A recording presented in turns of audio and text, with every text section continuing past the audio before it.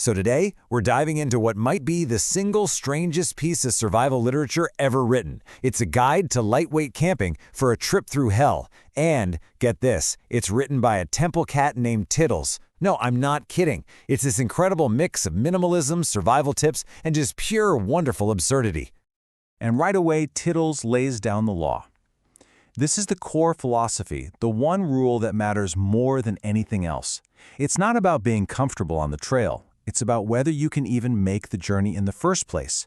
When you're hiking through the abyss, every single ounce is working against you. Okay, so who exactly is Tittles giving advice to? Well, let's meet the crew. We've got a super chill, minimalist monk, a priest who is just wheezing under the weight of his gear, and of course Tittles himself, who is officially titled the Keeper of the Sacred Thermos. Their destination? Hell. Literally. And you can just see the difference in their approaches right here. The monk? He's totally serene. His pack looks practically empty. And then there's the priest, already struggling with a 30-liter pack that's just stuffed with extra crucifixes and way too much bread. It just goes to show Tittles' advice isn't some abstract theory. You see the consequences immediately. You know, what Tittles does here is so smart. He connects the physical weight of your pack to your tactical survival. It's not just that a heavy pack makes your back hurt. It makes you clumsy. It makes you loud. And in a place like hell, making noise is basically sending up a flare for anything and everything you don't want to meet. And this is where it gets really deep, right? Tittles takes this idea of packing light and applies it to our minds.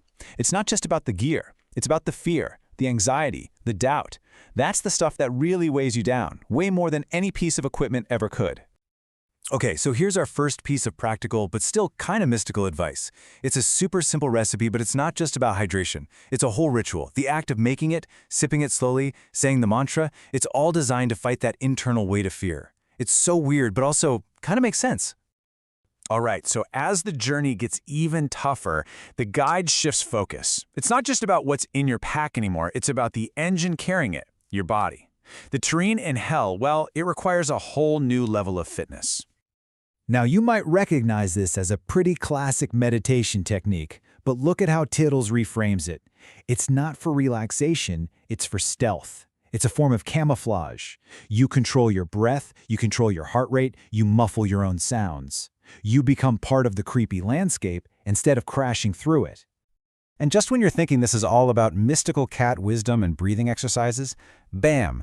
Tittles hits us with a hard and fast rule straight out of a modern ultralight backpacking manual. This grounds everything. Your pack should weigh 20% of your body weight or less. It's a simple, crucial piece of math for any serious journey. I absolutely love this line. It's so bizarre, but you'll never forget it. Tittles uses this wild sensory detail, cinnamon and despair, to just hammer home how critical hydration is. It's a really witty way to say, hey, if you start noticing that, you are already in deep trouble, so drink your water. And here we go, another super simple, super effective recipe. It's basically a DIY sports drink. It just proves that survival gear doesn't have to be complicated or expensive. With just 3 basic ingredients, you can make something absolutely essential for keeping your body going under extreme conditions. Okay, so now we're moving into the advanced class. The thing about hell is the environment isn't just dangerous, it's aware. It's actively hostile. So this section is all about how you survive in a place that is, quite literally, hunting you. You gotta love this one. It's hilarious, but it's also about a deadly serious lesson. The poor priest, he just wants a little comfort food, right? Some bacon. And that simple act almost gets the whole team killed. In a place like this, smell travels. Cooking has to be completely stealth. So sorry, no bacon. This is such a powerful idea.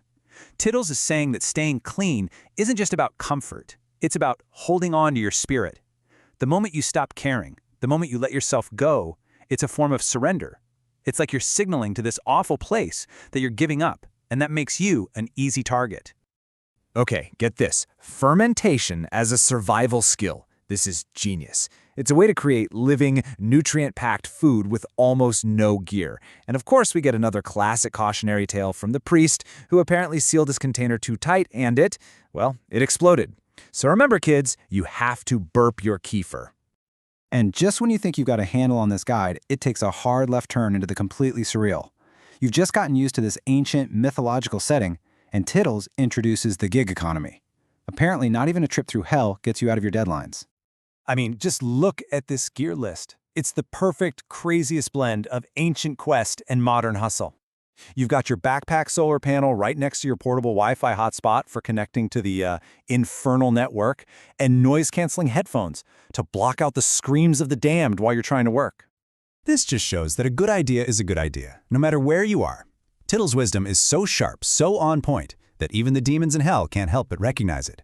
It's a pretty fantastic take on how truly good content will always find an audience, even if that audience is, well, damned. So, after everything they've been through, our crew actually finds a way out. But the escape isn't the end of the story. Nope, it's more like an intermission. A chance to rest and regroup in a very unexpected location before planning their next trip down. You honestly cannot make this up. They leave hell through a neon archway that says, "Thank you for visiting," like they're leaving a theme park. And it drops them right into the kitchen of a gorgeous, luxurious Hollywood mansion. The tonal whiplash is just amazing. One minute it's brimstone, the next it's espresso machines. And in this fancy new safe house, they find they've picked up a stray, an imp who followed them out.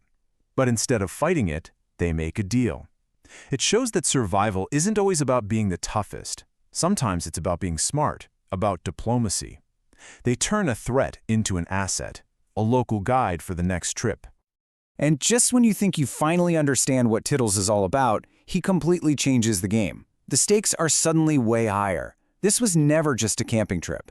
There's a much bigger conflict going on, and for that, they need the big guns. So Tittles just lets out a purr and wakes up a dragon. Because of course he does. And that brings us right back to the beginning, to that core idea of traveling light. This whole guide, with all its demons and dragons and exploding kefir, is really about one profound concept. It makes us look at our own lives, at the physical stuff, the emotional baggage we all haul around, and it asks a really simple but really hard question. What are you carrying that you don't actually need? What could you let go of to make your own journey a little bit lighter?